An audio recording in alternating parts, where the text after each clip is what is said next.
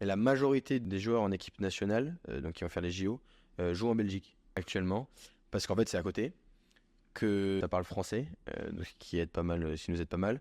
Le niveau est très bon et ils peuvent en vivre. Mais en fait, souvent, les salaires, pour donner un ordre d'idée, un footballeur, quand il touche un salaire, à la fin, il peut se dire, j'ai pas besoin d'avoir quelque chose en plan B.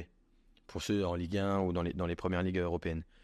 Un Français ou un joueur international, il va toucher assez pour vivre correctement, souvent parce qu'il va avoir un salaire, j'en sais rien, 2 000 € brut, quelque chose comme ça, pour les plus gros salaires, des sponsors, ce qui fait qu'il paye très peu de choses, une voiture donnée par le club, peut-être défrayée par le club, un appartement, de ce qui lui permet de vivre très convenablement quand il joue. Sauf que quand il joue plus, il n'a plus ce salaire-là. Donc il y a toute cette réflexion. Alors je pense qu'il y en a plusieurs qui développent leur propre marque de hockey, ce qui va aussi leur permettre d'avoir un plan B, d'un plan d'après-carrière.